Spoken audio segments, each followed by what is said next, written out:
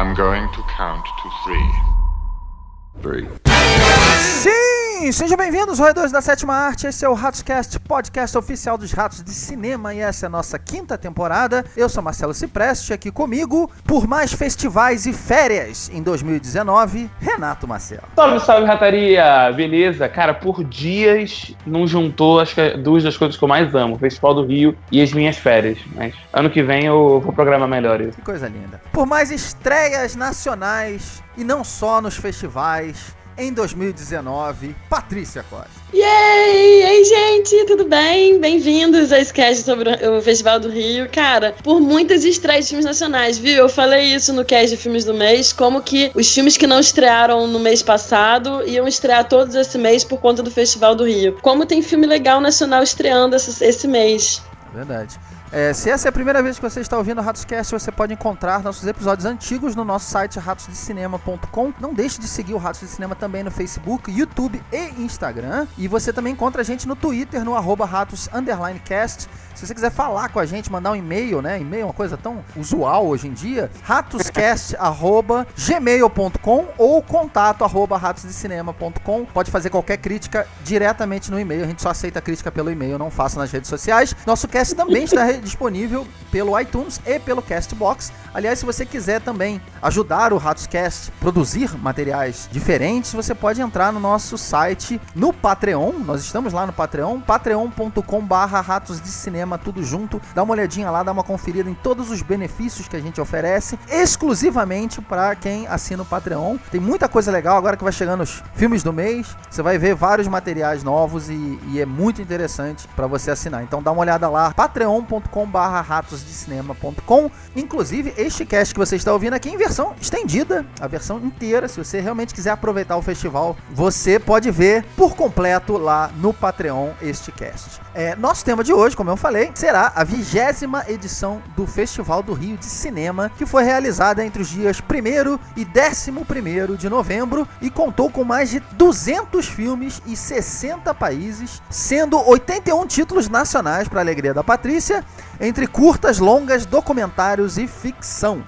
A gente também vai cobrir a 42ª Mostra Internacional de Cinema de São Paulo, e a gente vai falar alguns filmes que tanto estrearam no Festival do Rio quanto na Mostra de São Paulo, que foi realizada entre os dias 18 a 31 de outubro e contou com 336 títulos. Primeiramente eu queria abrir, a gente já cobriu o Festival do Rio uma vez, a gente já mencionou a Mostra de São Paulo algumas vezes também nos nossos casts, a gente acaba falando desses filmes de maneira diluída, né, ao longo do ano. Por tradição a gente começa esse cast sobre os festivais e as mostras perguntando o que vocês acharam. O Renatão é um fã do Festival do Rio. Na 20ª edição, ele provavelmente foi a 21 edições. Ele já participou há muito tempo e ele falou isso no nosso cast do Festival do Rio de 2016. Ele contou todo o amor dele, toda a história dele com o Festival do Rio. Essa vez eu vou te perguntar, Renatão, o que você achou, tendo toda essa base de anos e anos de frequentador, o que você achou do festival esse ano? Então, eu já contei aqui algumas vezes a minha história com o festival, a minha história de carinho com o festival e nostalgia da minha adolescência e tudo mais. Períodos de glória que eu conseguia ter mais tempo para frequentar. E é difícil eu vir reclamar alguma coisa do festival. Eu acho que a reclamação que a gente tem todo ano, a gente que gosta do festival e tudo mais, não é nenhuma reclamação, é mais o que frustra das expectativas nossas em relação aos filmes que vão ser apresentados, entendeu? Eu gostei de muita coisa que tava na amostra e tal, mas tiveram vários filmes que eu esperava encontrar lá e eu acabei não encontrando. Especialmente porque não só eu amo o festival, como eu amo essa temporada que tá chegando agora, que é a temporada de premiações. Eu amo ficar lendo e pesquisando sobre o burburinho dos filmes pro Oscar, pro Globo de Ouro. Tem as premiações agora vindo, o Gotham teve esses dias. Então é legal pra caramba. A gente curte isso, essa vibe. Então eu esperava encontrar alguns desses filmes mais cedo, graças ao festival, como isso já aconteceu outros anos. Então alguns filmes que eu tava aguardando poder ter essa oportunidade de assistir logo, acabou ficando de fora, infelizmente. infelizmente. Patrícia, e pra você, como é que foi o festival esse ano? Ah, cara, eu amo muito festival também. Eu tenho umas recordações muito maravilhosas da vida que passam pelo festival. Algumas, inclusive, com você, Marcelo. Eu acho que você também lembra.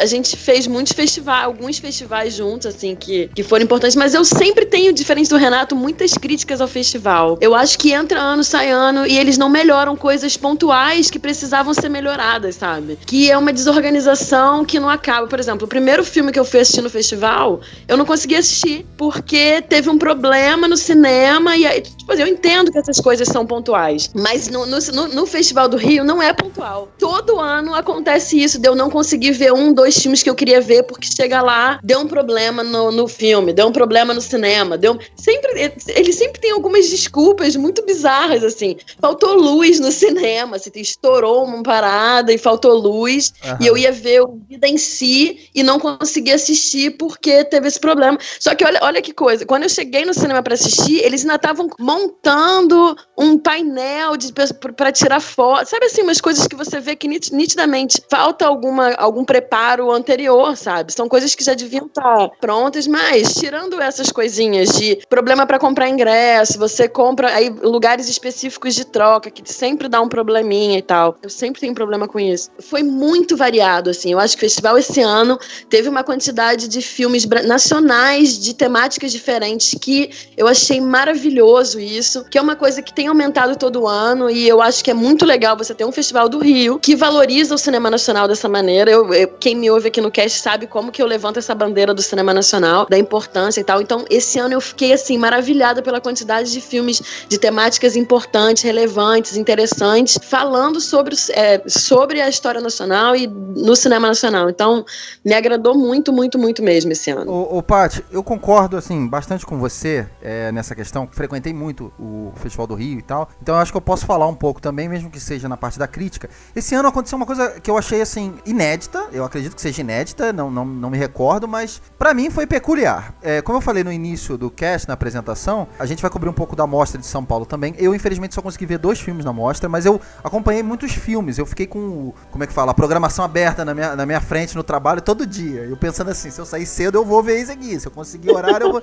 E nunca acontecia, porque esse foi o mês do Black Friday e publicitário, né, se ferra no Black Friday. Só que o que acontece? Eu vi que tinha muito filme legal, muita coisa legal. Quando eu fui procurar na programação do Rio, eu vi que quase metade dos filmes que vieram aqui pra São Paulo foram pro Rio. O que é uma coisa, assim, inédita, porque geralmente, aí que tá outra diferença, né? Geralmente o Festival do Rio acontece primeiro. Teve um ano que os filmes que chegaram aqui em São Paulo foi 1/3 dos filmes que passaram no Festival do Rio. E esse ano foi quase o dobro. Inclusive, Tarantino foi pro Festival de São Paulo e não foi pro Rio. Pois é, então assim, acontecem umas coisas meio estranhas. Por exemplo, tiveram filmes que passaram aqui que eu fiquei pasmo de não ter passado aí no Rio. O Roma, do Afonso Cuarón, passou. É inacreditável aqui. isso. Tá na minha lista, sim. Também tá na minha lista. Eu achei estranho não ter passado no Festival do Rio. Agora, tem um filme também.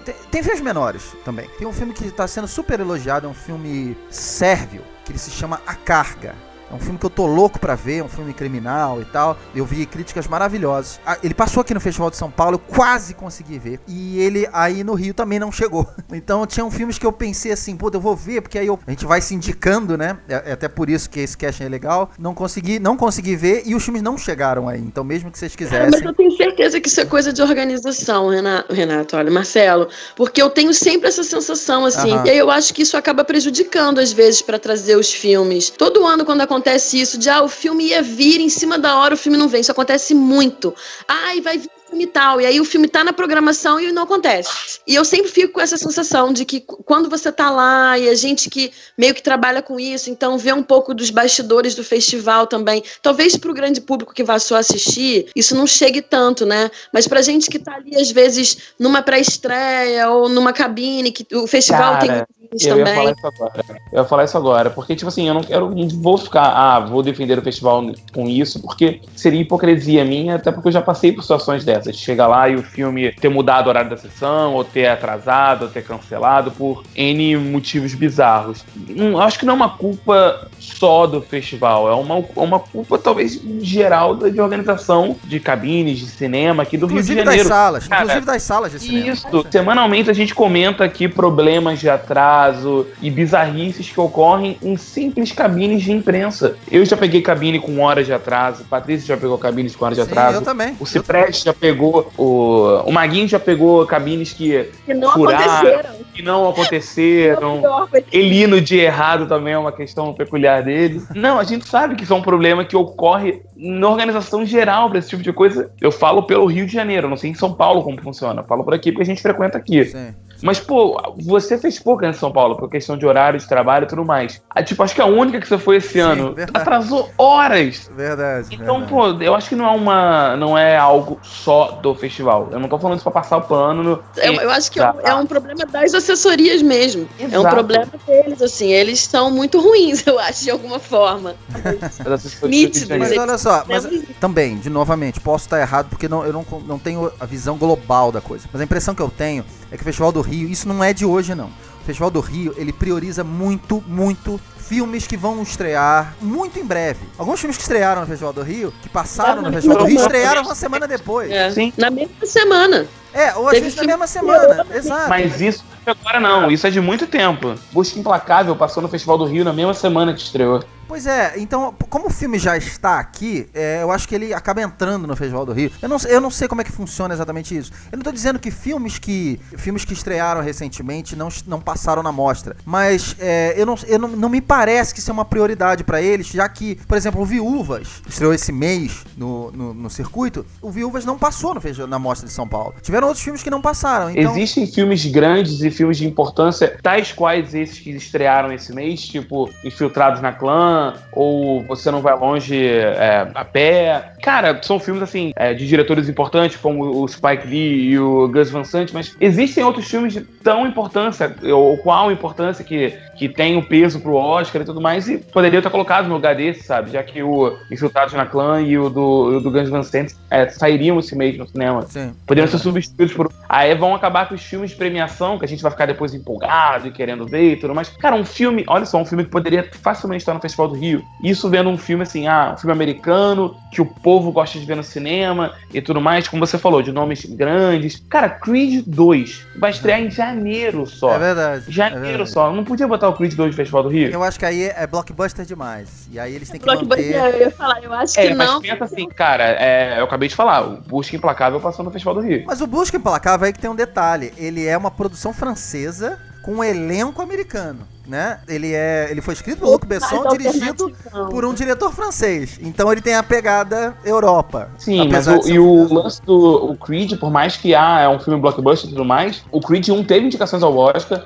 Ele poderia ter tido mais indicações ao Oscar, inclusive, né? As pessoas defendiam outras coisas, outras categorias pra ele. Sim, sim. E foi um filme de arte, vamos dizer assim. Virou e tá estreando agora, inclusive tá estreando só em janeiro, porque é o período que os filmes de possíveis indicações e tudo mais costumam chegar, cara. Sim, verdade. Bom, só antes da gente iniciar os filmes em detalhes, queria perguntar pra vocês o seguinte: por alto, vocês gostaram do festival? Vocês curtiram os filmes que vocês viram? Cara, eu acho que antigamente eu ia mais assim, eu era mais aleatória na hora de assistir os filmes. Eu acho que eu tinha mais dinheiro antigamente, talvez.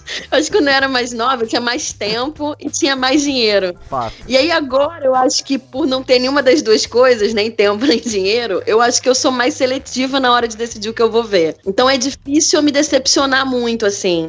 Então eu acho que os filmes que eu escolhi assistir, em sua maioria, foram filmes que me agradaram. Algumas surpresas, alguns filmes que eu fui ver, assim, porque eu queria ver um filme depois, aí tinha aquele filme antes no horário, eu falei, vou ver esse filme também. Clássico, isso acontece muito comigo. Você fica tentando botar um filme depois do outro, no dia que você pode assistir mais, e aí tiveram algumas boas surpresas, assim, mas no geral, eu acho que eu hoje em dia escolho melhor os filmes que eu vou ver, assim, né? Eu acabo optando pelos filmes que eu acho que vão ser de fato bons do que... Então, cara, foi bom, foi ótimo. Eu acho que não teve nenhum filme que eu de fato não gostei. Eu só vi bons mesmo. Então, eu acho que a Paty me definiu como é o Festival do Rio atualmente pra mim. Antigamente eu ia a ponto de ficar sentado no estação e as pessoas me oferecerem ingresso, porque isso acontece, né? Às vezes as pessoas compram ingresso, mas o amigo não pode ir, alguma coisa do tipo. Ou muda de ideia mesmo. Ou muda de ideia, fala, pô, tu aceita o ingresso? Aí eu ficava lá o dia inteiro sentado com a revistinha do festival, só marcando o que eu tinha que ver, o que faltava. E então, antigamente era assim, hoje em dia não. Hoje em dia você vai, programa, tenta casar o que é melhor com o seu horário ou com o seu bolso. Especialmente a gente que faz o cast dos filmes do mês, então tem que equilibrar todos os lançamentos do mês e equilibrar o filme do Rio, os filmes do Festival do Rio. Se você parar pra ver, a gente tenta trazer, né, no caso esse mês, em quantidade a mesma coisa no Festival do Rio e o que a gente leva nos filmes do mês. Então é um trabalho dobrado pra gente. Tem uma coisa que eu esqueci de falar, que é o prazer de estar com a revistinha do Festival do Rio nas suas mãos. Como que é gostoso você ficar assim, ai meu Deus, vai passar esse filme, ai quero ver esse filme, tentando procurar o horário, encaixar o horário. Eu perdi, eu acho, sei lá, umas 10 horas da minha vida fazendo isso no mesmo dia, assim. Eu peguei a revistinha num dia e passei tipo um sábado inteiro tentando saber que filmes que eu ia ver no festival, cara. Foi tipo, juro, entre 6 e 10 horas, toda hora eu ia lá na revistinha e ficava 1 hora. Ai, cara, vou ver esse, vou ver. Ai, não vai dar, melhor ver. Cara, isso é um prazer também que o festival traz, que é inigualável, eu acho. Com certeza. Ô, Renatão, eu vou começar com você então com os filmes. Você mencionou 2 filmes que são 2 estreias que estão tendo esse mês, e são 2 filmes muito aguardados por causa do seu elenco e dos seus diretores. Mas são filmes independentes, de uma certa forma, pelo menos na perspectiva de filmes americanos, né? Infiltrados na Clã, que é o filme novo do Spike Lee, e o A Pé, Ele Não Vai Longe, que é um título genial pro filme novo do Gus Van Sant. O que você tem a falar desses filmes? Depois eu vou deixar a Patrícia falar um pouco também, mas qual dos 2 você gostou mais e o que eles te passaram? Então, são filmes completamente diferentes, de 2 diretores com estilos e filmografias diferentes. Então, o Infiltrados na Clã, eu acho um filme muito, muito superior, eu acho muito mais interessante, e conversou comigo. Eu tava conversando até com a Dani, e isso reflete alguns dos filmes que eu vi no festival, quanto foi importante esse ano de 2018 pro cinema, diversidade mesmo. A gente sempre tem falado isso cada ano, né? Feito por artistas negros, com produtores e histórias voltadas para o público negro. Que voz, que ano que eles tiveram. Sei lá, dos 15, 20 filmes que eu mais gostei do ano, provavelmente 6, 7 são dessa temática, são esse tipo de filme, como foi o Ponto Cego, que eu falei no filme do mês passado, e o Infiltrados da Clã esse mês, eu acho que foi um dos que eu mais gostei do festival. O Spike Lee faz um trabalho brilhante ali, e realmente, eu acho que a gente vai poder falar mais dele no filme do mês, mas foi um dos destaques pra mim no festival. Já o filme do Gus Van Sant, eu acho que ele é bem interessante, porque ele é uma biografia, né, de um cartunista, baseado nas memórias dele, do John Callahan, e o que eu acho legal dessa história, né, que era um homem que ficou tetraplégico, e a partir daquilo ali ele foi se superando e conseguindo, com leves movimentos, ele começou a fazer o trabalho dele de cartunista. O que eu acho legal do filme é que ele podia ser uma história completamente pesada e todo em volta do clichê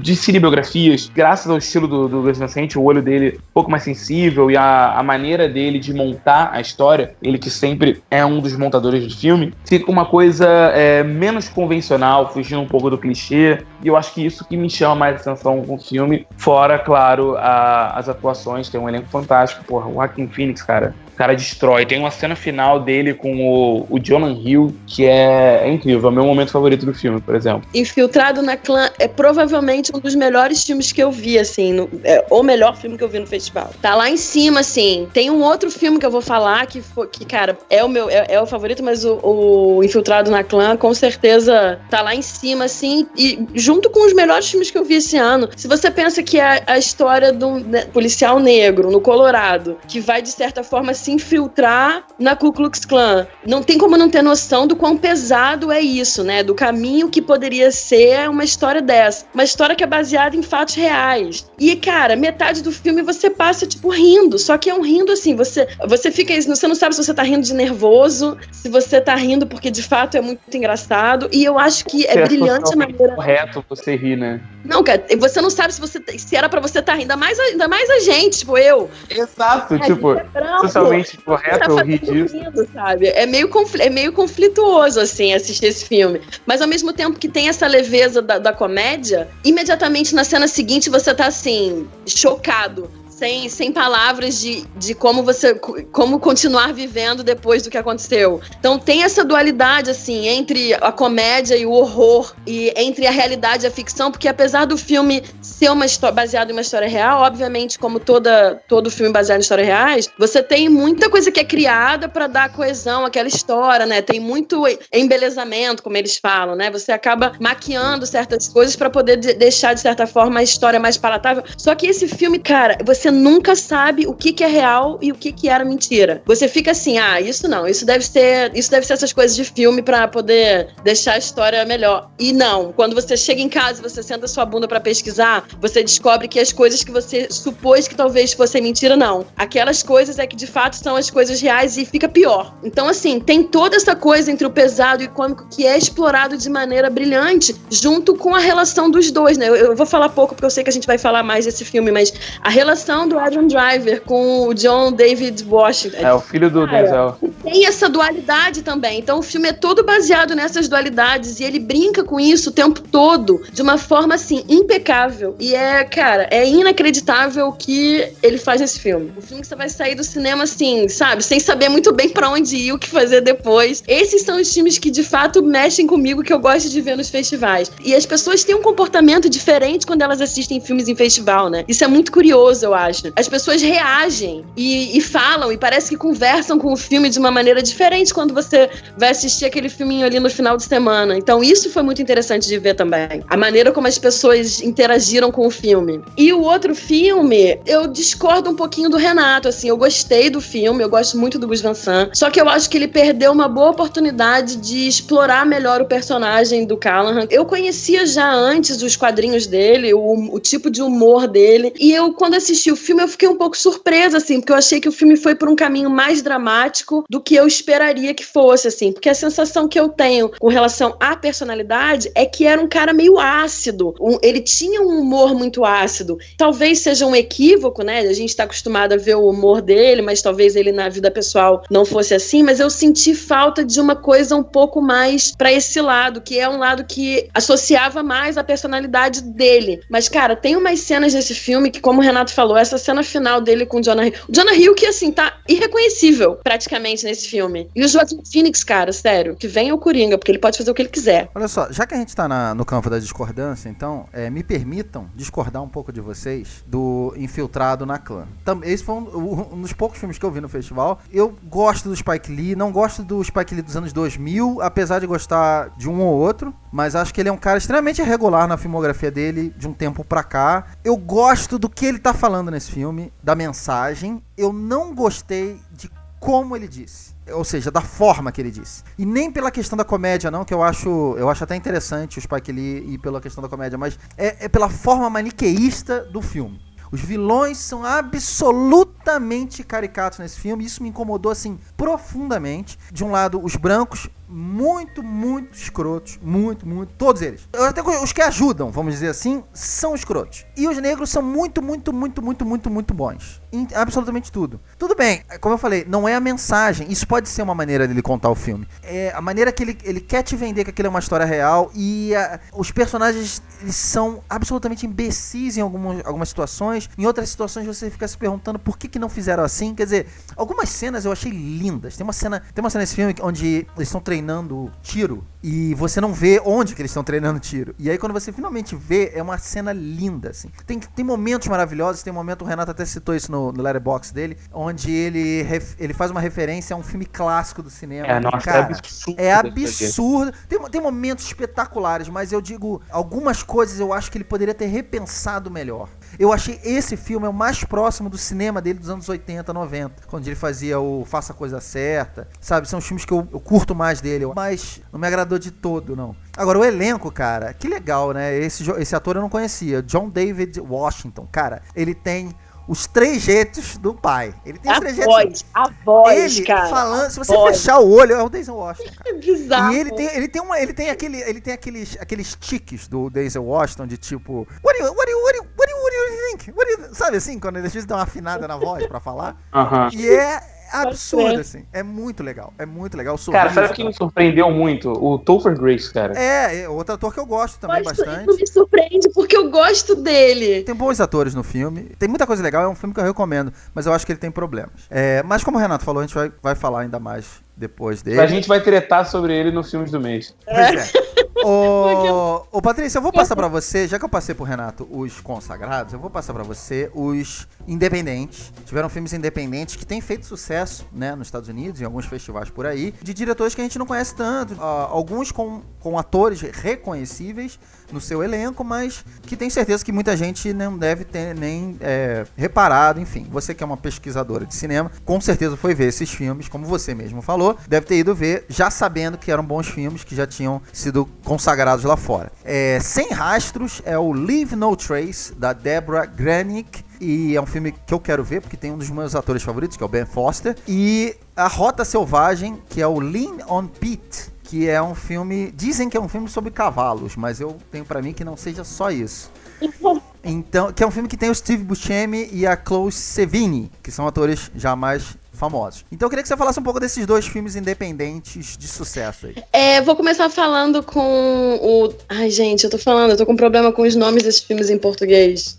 Como é que é? O Rastro? O Sem Rastros é o Leave No Trace. Cara, eu falei isso, né? Eu acabei gostando dos filmes que eu vi, mas se tem um filme que acabou me decepcionando talvez um pouco, foi o Sem Rastros. De todos os filmes que eu vi, se eu tivesse que escolher um filme que eu tinha uma expectativa maior, que acabou me decepcionando um pouco, foi o Sem Rastros, que conta a história de um pai e uma filha que estão, de certa forma, vivendo uma vida meio que alternativa na floresta e tal, e eles acabam sendo descobertos, e como os Estados Unidos têm muitas restrições com relação a como você deve criar os seus filhos, como eles decidem como você deve ou não deve criar os seus filhos, isso gera toda uma questão, porque a filha dele é adolescente. Na verdade, eu acho que não fica claro exatamente quantos anos ela tem no filme, talvez um pouco mais de 15 ou um pouco menos, eu acho que é meio em aberto.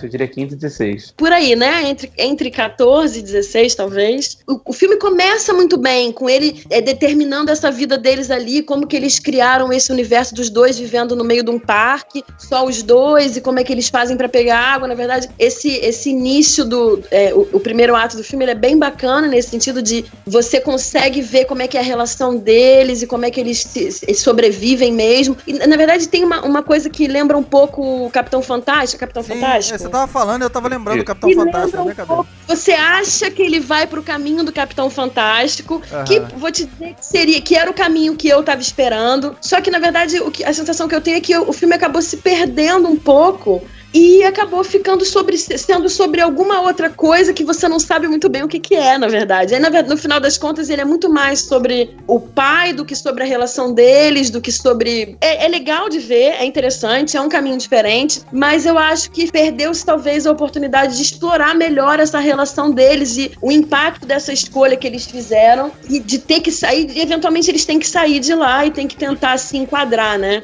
E aí, na verdade, essa era a hora que eu acho que tinha um potencial muito grande desse conflito entre o que eles viviam e agora vão ter que enfrentar se adaptar a essa normalidade, que eu acho que nessa hora o filme acaba se perdendo, indo por um outro caminho. Mas, cara, você falou, o Ben Foster eu falei isso do Joaquin Phoenix, e eu acho que ele é muito mal avaliado, muito mal apreciado, que é um ator sensacional. Ele carrega o filme nas costas, na verdade, assim, os conflitos internos dele. O filme tem poucos diálogos, mas você consegue ver dentro dos personagens o tempo todo os conflitos que eles estão carregando, isso é muito legal. Mas pra mim ficou faltando alguma coisa. Cara, e o Lean on Pete, A Rota Selvagem, que na verdade é o nome do cavalo, que conta a história também de um pai e um filho que vivem numa vida meio, cada hora indo pra um lugar, uma vida meio instável, até o momento que esse menino, ele corre, então ele em algum momento acaba entrando em contato com uma pista de corrida e conhece o Steve Buscemi e acaba indo trabalhar com ele, assim, numa situação muito, sabe,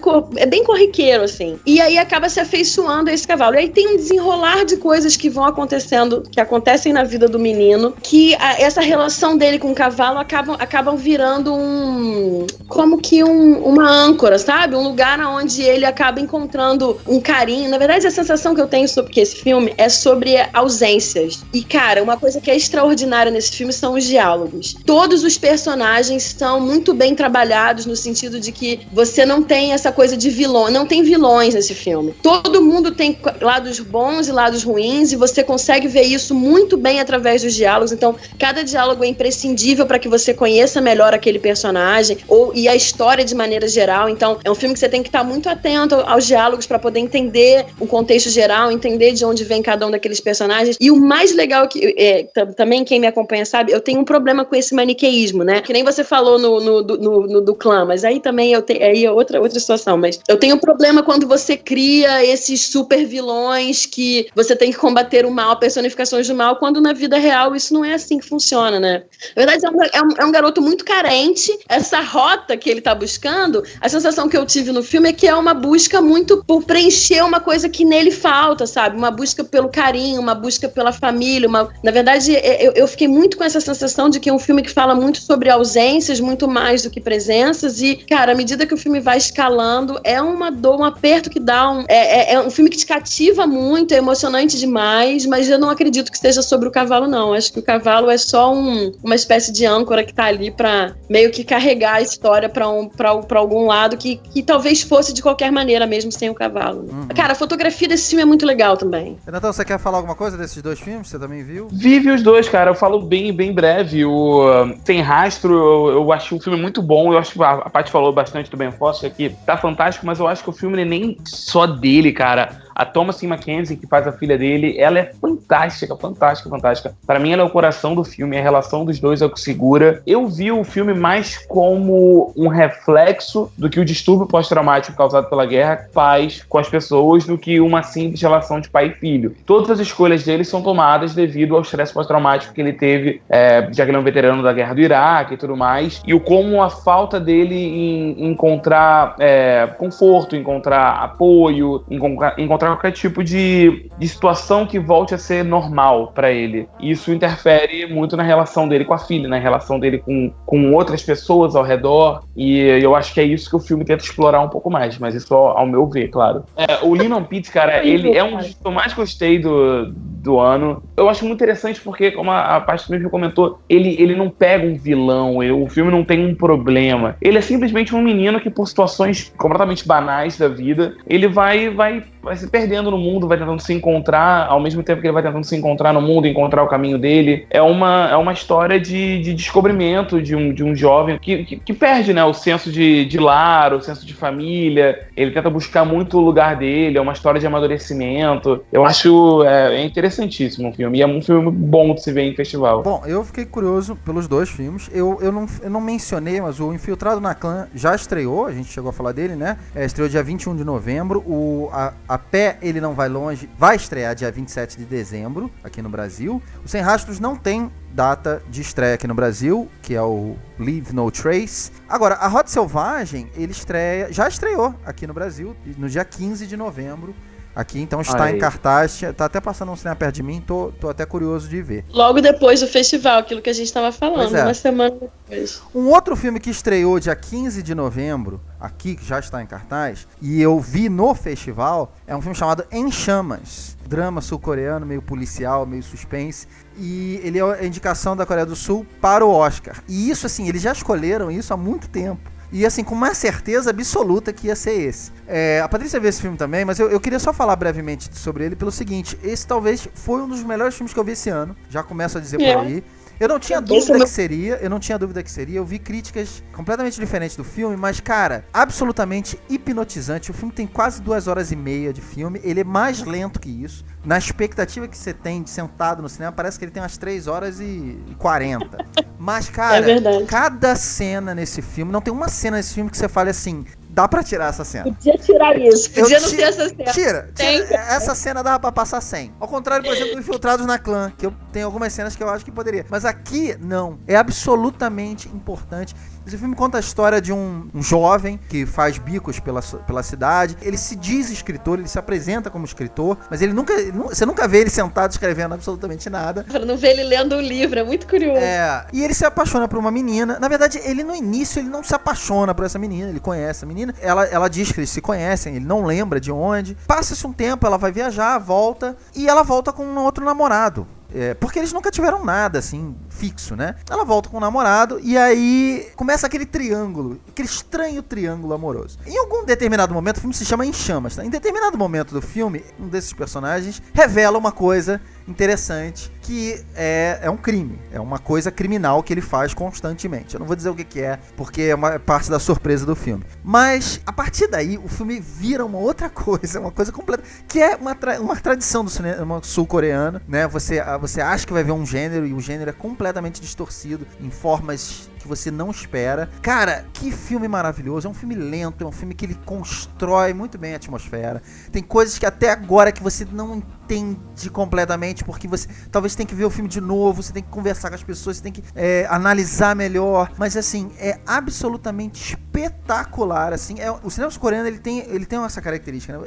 Você acha que sabe pra onde esse filme tá te levando. Cara, você não poderia estar mais atrás. O diretor tá com você na mão e você não tem a menor ideia pra onde aquele filme vai. Absolutamente espetacular, gente. Esse filme tá em cartaz, procura, e é espetacular. Eu só queria falar mais uma última coisa. O diretor desse filme, você tem ideia, ele faz filme de 5 anos. Ele parece que é aqueles caras assim, que ele só lança um filme se realmente, ele é tipo Kubrick, né? Ele só lança um filme se realmente for chocar. Eu só vi esse primeiro filme dele, mas eu tô louco pra ver os outros. Agora, depois disso. Paty, você quer falar brevemente também? Deixa eu falar. Eu quero falar. Marcelo, primeiro, vê o Poesia. Foi o primeiro filme que eu vi dele. Na verdade, eu vi 2 filmes dele já.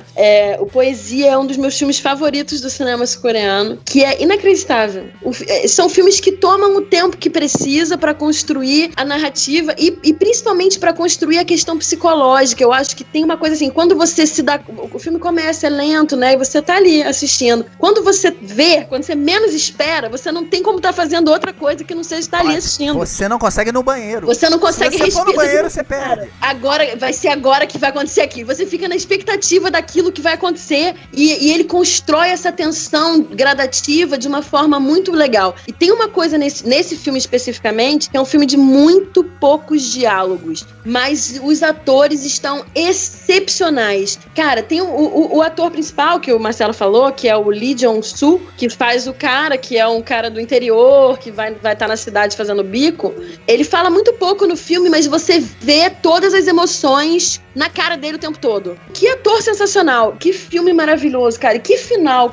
Gente, por favor, assistam esse filme. É baseado num conto do Haruki Murakami, que tem várias histórias que aos poucos vão sendo adaptadas, mas que esse conto especificamente foi tido como um dos contos impossíveis de ser adaptados, exatamente por essa questão, pela dificuldade de você transpor pra tela a ambientação que ele cria. Porque tem uma coisa nos diálogos que é assim, uma naturalidade na maneira que as pessoas falam coisas banais. São poucos, mas, por exemplo, tem um diálogo que é o momento onde tem essa transição no filme, que eles estão ali conversando, e aquilo é muito natural. E como que esse diretor, o Lee Shandong, como que ele faz isso de maneira fluida? Como que ele consegue pegar essa coisa do conto e transpor isso pro cinema de maneira com que aquilo não fique com essa sensação de que, mas no conto é muito melhor. Não, cara, é um daqueles casos em que o filme é excepcional, tanto quanto a história do livro. Mas isso sempre vai acontecer também, né? A maioria vai preferir a parte escrita, obviamente.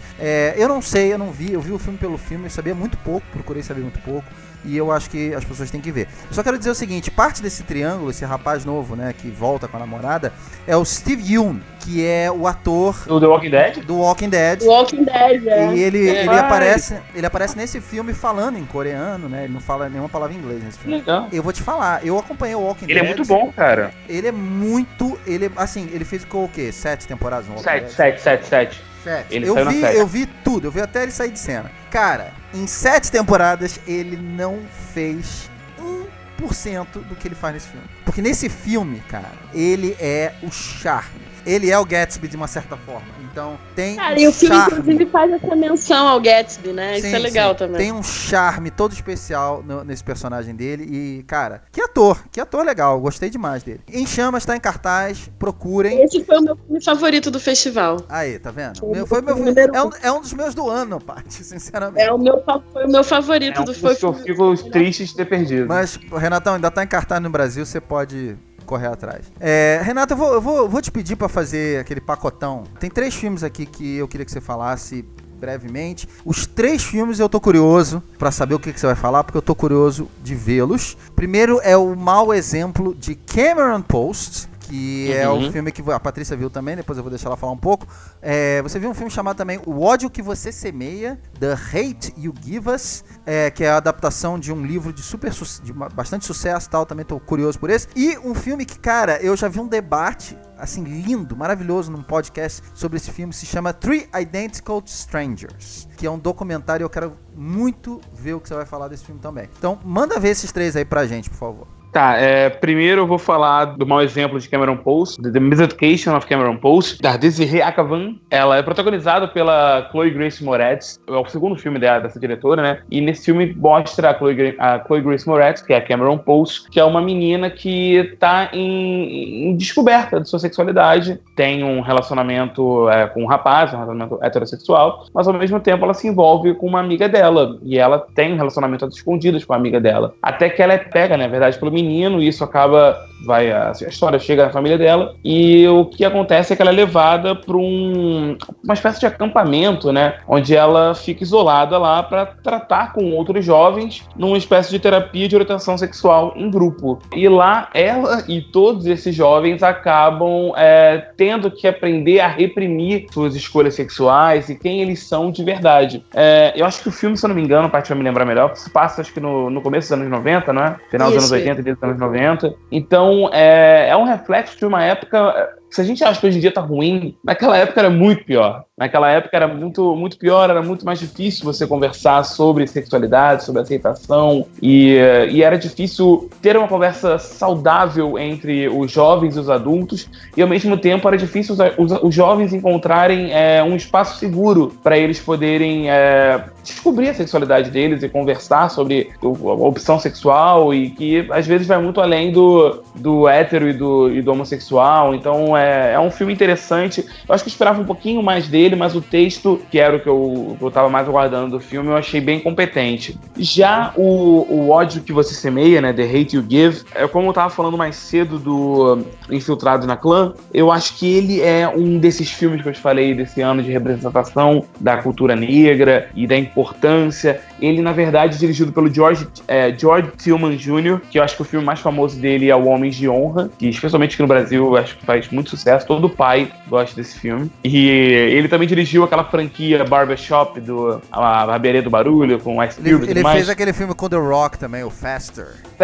Isso, ele fez também Faster. É bom, é legal. É legal. Ele não é um cara, assim, dos piores, mas eu acho que tem uma filmografia bem esquecível. Eu acho que esse filme, eu acho o melhor dele desde o do Homens de Honra, talvez o melhor dele, ponto. Ele é baseado num livro de 2017 do mesmo nome, você vê, é muito recente o lançamento do livro, pra logo agora a gente já ter o filme, 1 ano depois, basicamente. É o quanto de sucesso esse filme fez e o quanto de importância é o assunto e quão atual é o assunto. É uma família, no caso, uma família negra que vive numa área mais de comunidade, uma área mais urbana, uma área feita por famílias negras e por comerciantes negros. E o pai dela era um cara que trabalhou com ele era o braço direito, né, de um chefão do crime da área. E tem aquela questão de respeito, né? Você sabe que existe o crime, mas você não relata porque aquela expressão americana, né? Snitches get stitches. Se você tá dedurando, você vai ter uma espécie de punição.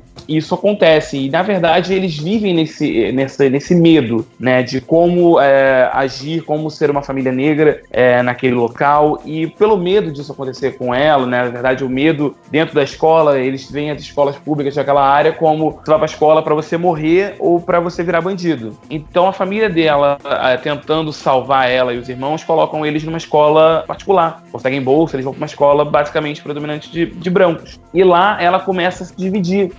O nome da personagem é Star, né, então ela é a Star quando ela tá em casa, que vive o linguajar negro e o tipo de relacionamento totalmente com a cultura negra, e na escola ela tem que se disfarçar como uma menina branca. E tudo muda quando ela, voltando de uma festa no bairro dela, ela presencia o abuso extremo de um policial branco que causa a morte de um amigo de infância dela. E isso causa toda uma revolução dentro do bairro, e ao mesmo tempo vai fazendo ela refletir nas questões sociais, nas questões do Vidas Negras Importam, né, o Black Lives Matter, e o quanto é importante você ter a voz e a discriminação que ocorre, e ao mesmo tempo os conflitos dela como uma mulher negra, mas que se vê obrigada a ter que preservar quem ela é, né, esconder as raízes dela e quem ela é de verdade quando ela tá num ambiente completamente branco, e o quanto isso interfere na criação. É um filme interessante pra caramba, com uma mensagem super, super atual e que eu acho que precisa ser muito visto. Não pode deixar de passar esse ano, entendeu? É uma mensagem muito, muito importante. O Três Estranhos Idênticos, não é isso o nome em português? É um documentário, Three Identical Strangers. Eu não sei se a Paty tá sabendo dessa história, ou se a galera que tá ouvindo tá sabendo. Eu vou contar só a base, porque é uma história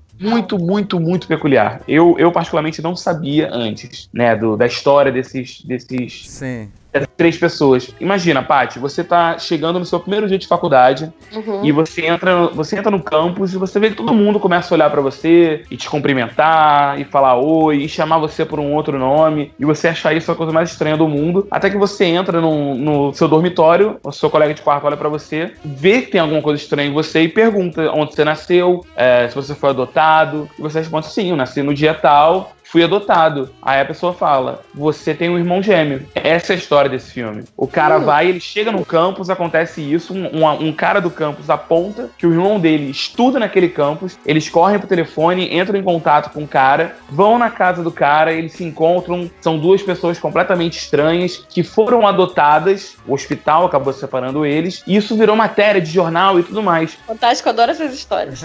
Mas piora, a matéria de jornal fez tanto sucesso que chega até uma outra pessoa que fala pro amigo, olha só, cara, tem mais 2 pessoas que são iguais a você, olha que bizarro. É a mesma história. Tu vê?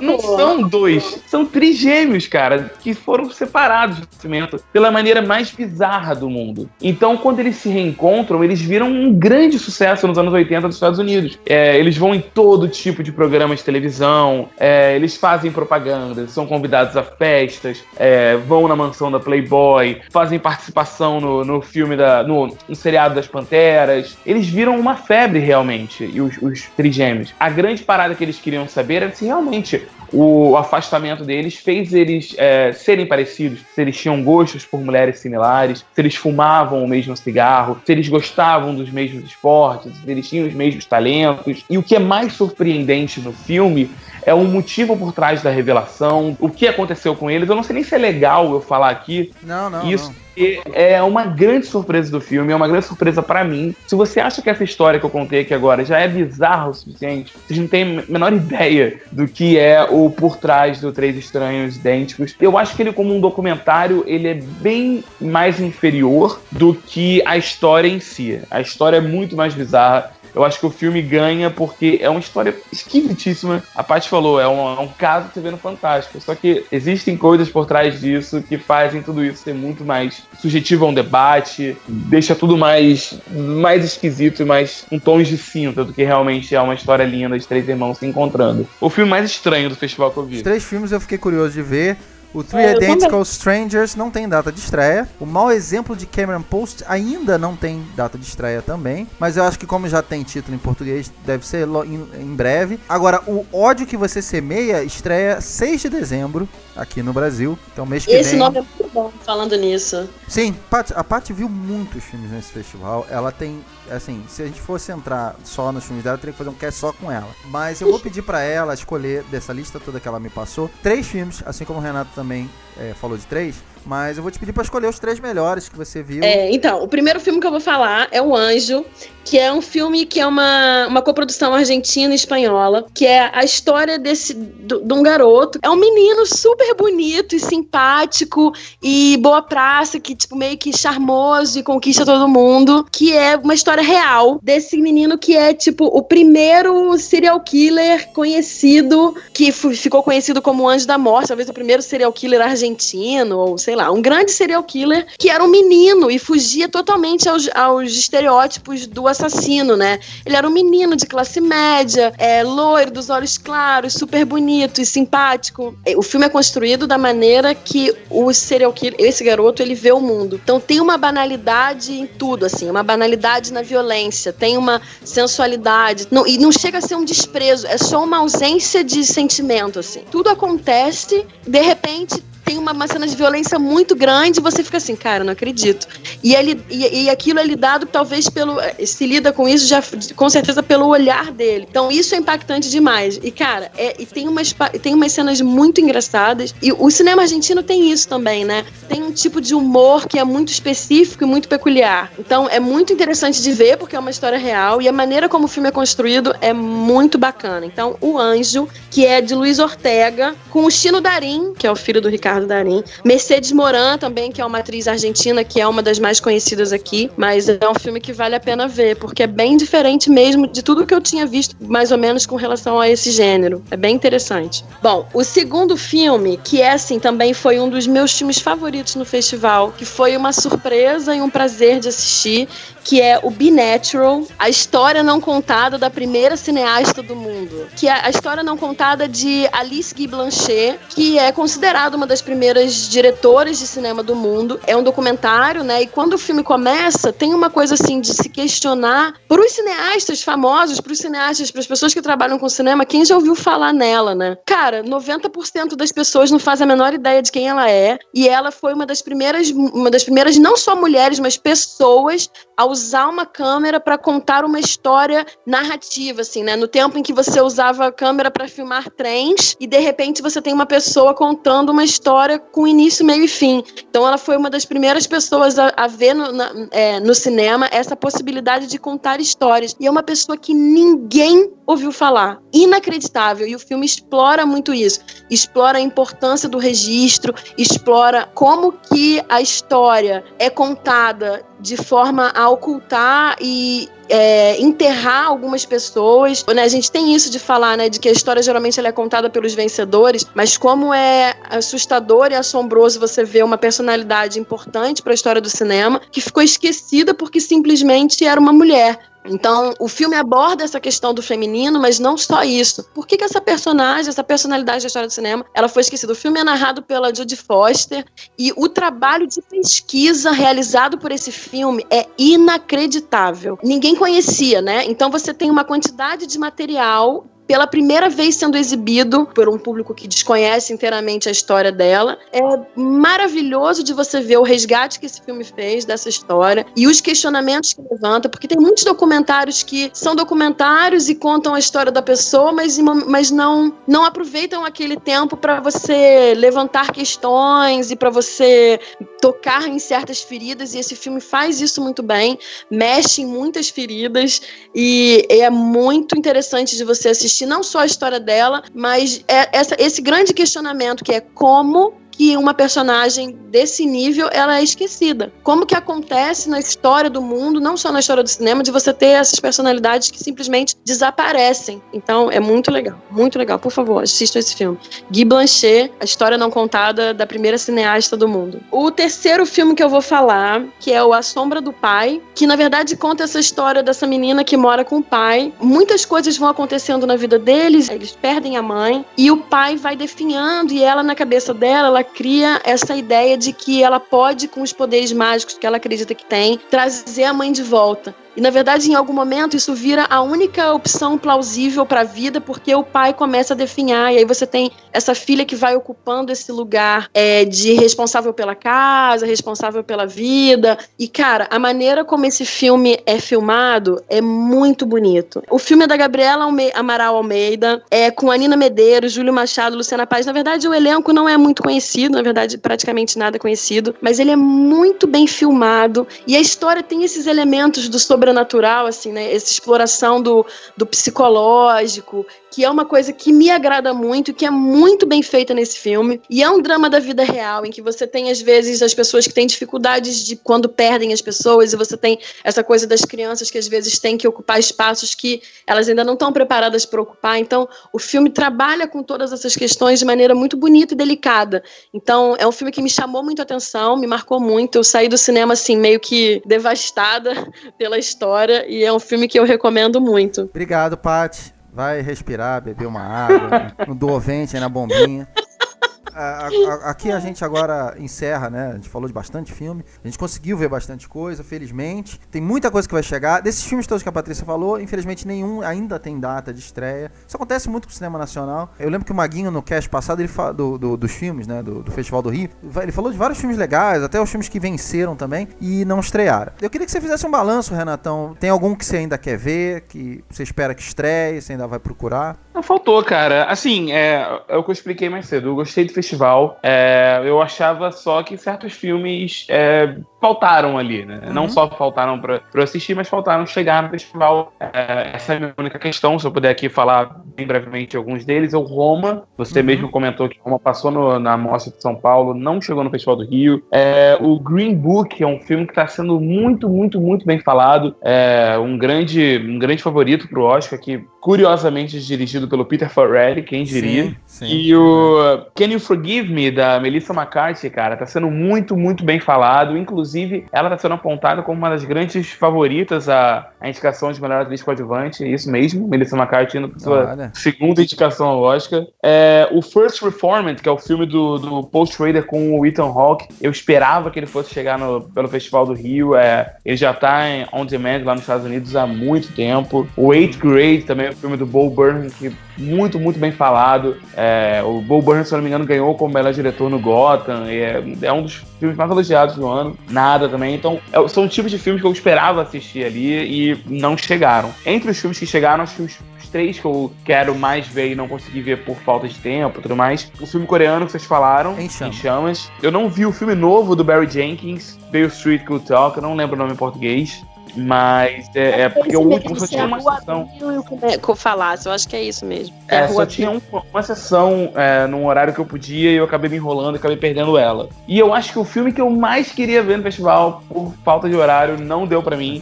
Que era o o The Favorite, que é o filme novo do Yorgos Lanthimos. Ok. Sim, também tá sendo elogiado. Super elogiado, eu gosto. Super elogiado e eu gosto muito do cara. Por mais que eu acho que, pelo que eu tô vendo o trailer e pelo que eu tô vendo falar do filme, é o filme mais mainstream dele, mas ainda assim é um diretor que, cara, eu devorei tudo que esse cara já fez, até os curtinhas dele de 1 minuto. É um dos que eu mais queria ver e acabei perdendo no festival. Olha só, antes só de perguntar pra Patrícia, eu queria dizer, do Festival do Rio, os filmes que venceram o Troféu Redentor, volto a dizer, um lindo nome de troféu. O melhor filme do júri oficial foi o Tinta Bruta, do Felipe Matzenbacher. Tinta Bruta ganhou vários prêmios, aliás, diversos prêmios, nesse não é o primeiro, é um filme muito bem falado. E o melhor filme do júri popular foi o Deslembro, da Flávia Castro. O melhor documentário foi olha só, foi um único filme que ganhou o júri oficial e o júri popular. Eu tô curiosíssimo de ver. É um filme chamado Torre das Donzelas, da Suzana Lira. Na Mostra de São Paulo, o filme que ganhou o melhor filme do júri oficial não passou no Festival do Rio. É um filme chamado As Sandinistas, que é um filme americano, é um documentário americano sobre uma guerrilha. Acho que a Patrícia vai gostar desse, hein? É uma guerrilha feminista que existiu na Nicarágua, na década de 80, mais ou menos. Esse foi o melhor filme e o Torre das Donzelas, que é o documentário que eu falei, também foi o melhor documentário da Mostra de São Paulo, tá? Bem gabaritado pra estrear. Então, além desses filmes que eu falei, que eu tô curioso, tem todos esses filmes que vocês falaram praticamente, eu botei na minha lista aqui. Tô bastante curioso. Patrícia, pra você, o que faltou? Cara, faltou muita coisa. Faltaram esses filmes que o Renato citou, que também estavam aqui na minha lista. Mas faltou Vidas Duplas também, do Assayas, do Olivier Assayas, que é um diretor que eu gosto muito. E eu queria muito ter visto. Faltou o Wildlife, que eu queria ter visto, que é um filme do Paul Dano. Que o Renato gosta muito dele. Quando eu vi ele na lista, eu lembrei. É o Destroyer, que eu não sei o nome dele em português também, que é um filme que passou no festival em horários que eu não consegui ver de forma alguma, que é com a Nicole Kidman, Sim. Super grande elenco, que também tá sendo super bem falado, e eu queria ter conseguido ver. Mas são filmes, assim, que eu não acredito que não vão estrear, então provavelmente que eu vou ter oportunidade de ver, mas o que eu quero mais assistir são esses filmes nacionais que o Marcelo falou, que ganharam. O Tinta Bruta e o Deslembro estão aqui em letras garrafais no meu quadro de filmes que eu preciso ver o mais rápido possível. Cara, e tiveram muitos filmes asiáticos que passaram no festival. Teve o Amor Até as Cinzas, dos Dias Kazanki, que é o outro diretor que eu gosto muito. Pô, eu podia ver todos os filmes do festival, sério, com certeza. Eu podia ficar assim, podia ser um mês de festival, a gente conseguia assistir tudo. Se vocês que organizam os festivais estão ouvindo a gente, espero que estejam, a gente é fã, muito fã, e as pessoas que estão escutando esse cast são muito fã, então, por favor, tentem o máximo que vocês puderem. Inclusive, que foi um cast pedido, né, cara? A galera pediu pra gente fazer esse cast. Pois é, com certeza. Enfim, a gente não conseguiu o credenciamento, aqui vai o meu protesto, a gente não conseguiu o credenciamento pros festivais, porque, segundo eles, a gente precisava falar mais nos nossos sites, nos nossos casts. A gente fala desses filmes. Aliás, somos uns poucos podcasts que falam bastante do cinema independente brasileiro e do cinema independente que chega aqui no cinema. A gente fala mais do cinema nacional do que de qualquer Cara, eu aposto o meu salário no Ratoscast que ninguém vai achar um podcast falando do Festival do Rio. Pois é, e não só do Festival do Rio, como de vários filmes de estreia da Netflix, enfim, filmes pequenos que estreiam, a gente faz podcast às vezes só sobre aqueles filmes, mas enfim, vai da questão toda da política de cada festival, de credenciar quem eles acham que tem que ser credenciado. Aí a gente não pode discutir, mas enfim, fica a mensagem aí pros nossos ouvintes também, que busquem esses filmes. Recentemente eu escutei do Festival do Rio de 2016, que a gente gravou. A gente não conseguiu fazer do 2017, mas 2016 a gente fez. Vários daqueles filmes eu busquei ver depois, vi e adorei. E foi muito legal ouvir de novo a paixão da gente falando daqueles filmes. Então, assim, mesma coisa eu tenho certeza que vai acontecer com esses filmes que vocês falaram aqui, que já estão na minha lista dos filmes que eu preciso ver e que vou procurar ver quando estrearem. Adorei O Anjo que você falou também, Patrícia, queria fazer essa menção, que além de gostar muito do cinema argentino, é outro cinema que eu adoro. Eu e minha namorada, a gente adora filmes de serial killer, como muitos casais aí gostam também. Incrivelmente é uma coisa estranha do ser humano. Engraçado, a minha prima e o marido dela, a mesma coisa, eles se amarram nesse tipo de filme. Pois é, a gente vê todas as séries e filmes esses sobre casais, né, gente? Vamos analisar isso. Mas antes a gente vê na telinha do que fazer um com o outro, né? Então, enquanto a gente não se matar, tá tudo certo. Então, que maravilhoso esse comentário. Paty, queria agradecer muito sua presença aqui, a sua lista de filmes extraordinária. Você sempre foi uma grande fã do festival, como eu falei. Queria agradecer a sua presença no festival, a sua presença aqui e o seu fôlego de falar de todos esses filmes em sequência. Cara, eu tenio que falar sem parar, porque senão o Marcelo manda eu parar de falar, porque eu tô falando muito.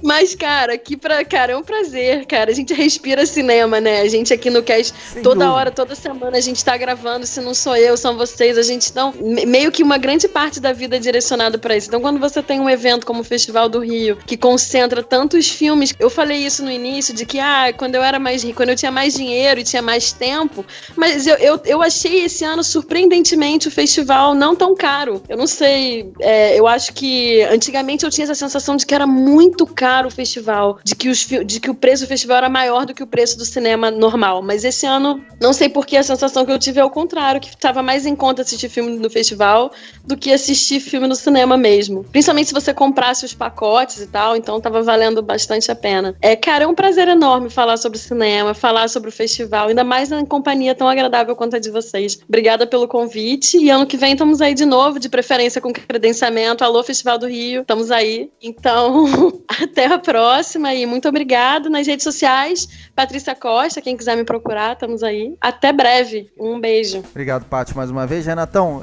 eu já te falei isso, vou repetir. Não teríamos como fazer esse cast sem você, porque você é o cara mais entendedor, mais frequentador de Festival do Rio que eu conheço. E o Renato é incrível. Sai a lista, ele já sabe. Esse filme é espetacular. Mas, Renato, como é que você conhece esse filme? Eu nunca ouvi falar desse filme, o Renato já sabe qual é o filme. Então, assim, é um dos grandes conhecedores de cinema deste país que eu conheço. E eu conheço alguns bons conhecedores, mas, cara, como esse cara é impressionante. Então, muito obrigado por você estar nesse cast com a gente. Muito obrigado pela sabedoria que você trouxe desses filmes. E, por favor, dê suas mensagens também para os seus fãs aí na internet. Isso, cara. Eu que agradeço. Fico até sem graça pelas suas palavras. Agradeço de verdade. Como sempre, cara, é um prazerzaço vir aqui falar de cinema, vir aqui falar do Festival do Rio. É uma grande paixão que eu tô unindo. Então, é muito bom poder dividir isso aqui com vocês. Quem quiser me encontrar tudo que eu comentei sobre alguns filmes que eu assisti e tudo mais, que ainda não tem data pra sair. Me segue lá no Letterboxd. Eu tô sempre comentando tudo que eu vejo.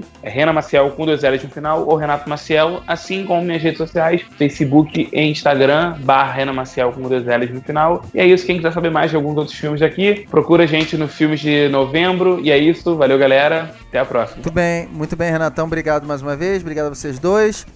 Só reforçando o que o Renato falou, você pode acompanhar muito mais do que você ouviu aqui no Patreon. No Patreon você vê esse cast de forma completa. A Patrícia falou de mais 20 filmes no Patreon, então você não tem ideia.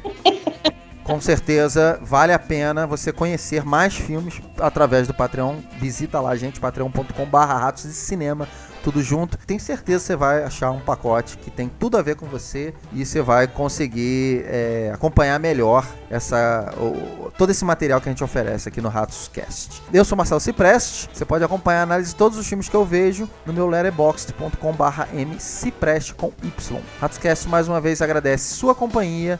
Um abraço e câmbio final.